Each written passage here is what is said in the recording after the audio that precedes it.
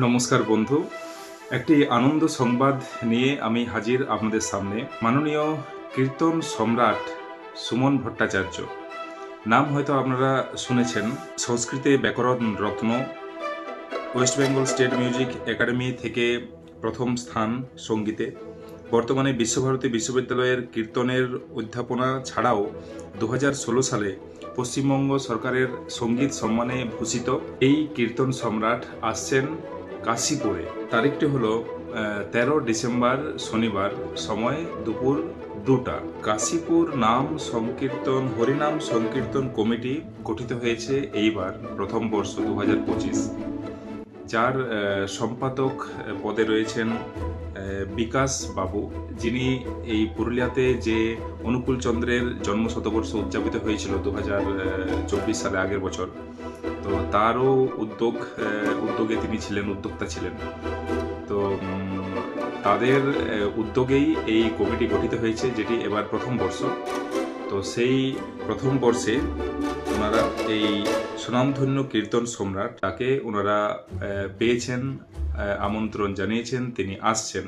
তো আমি যখন এই খবরটি পেলাম, আমিও আগে তো নাম শুনিনি, তার দু একটি ভিডিও আমি দেখলাম।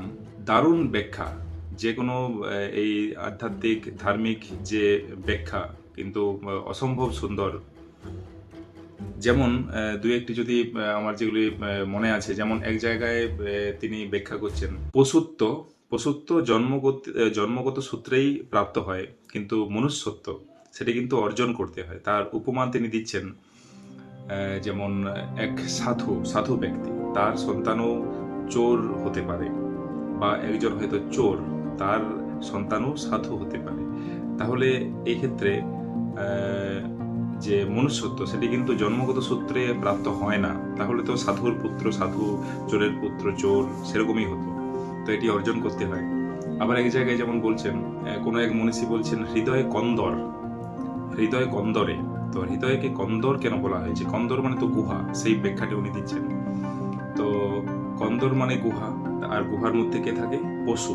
তাহলে আমাদের হৃদয়ে পশু বাস করছে। আর সেটা ঠিকই, পশু বলতে এখানে বোঝানো হয়েছে ষড়রিপু, কাম, ক্রোধ, লোভ, মোহ অর্থাৎ আসক্তি, মদ, অহংকার, মাৎসর্য অর্থাৎ ঈর্ষা।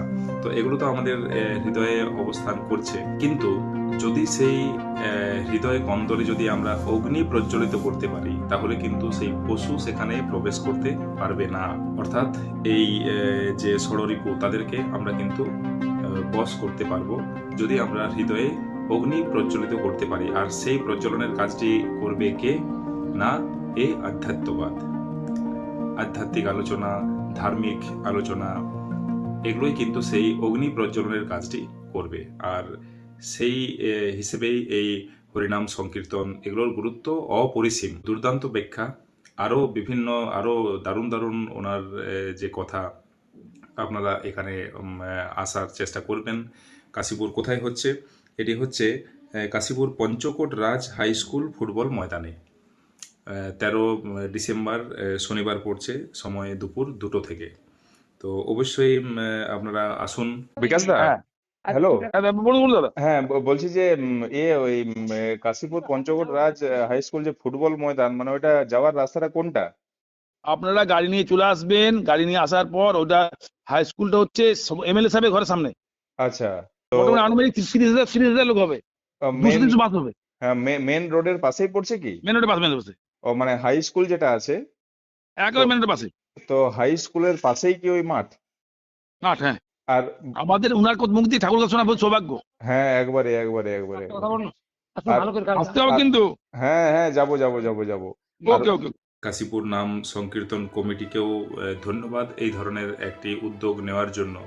এটি কিন্তু আমরা পুরুলিয়া শহরে যদি বলা হয়, আমরা কিন্তু এই ধরনের উচ্চাঙ্গের কীর্তন, এই ধরনের আমরা কিন্তু এখনো খবর সেরকম পাইনি বা শুনিনি। কাশীপুর থেকে আমরা এই বার্তাটি পেয়েছি, বিকাশবাবু আমাদের বার্তা জানিয়েছেন। তো অবশ্যই আমিও চেষ্টা করব উপস্থিত হওয়ার। আপনারাও দেখুন, আসলে কিন্তু এক দারুণ অভিজ্ঞতা নিয়ে যাবেন, বলাই যায়। তো এটিই ছিল এই আনন্দ সংবাদ। এখানেই রাখছি। চলুন দেখা হবে সেখানে, আমিও তো যাওয়ার চেষ্টা করব। নমস্কার, ধন্যবাদ।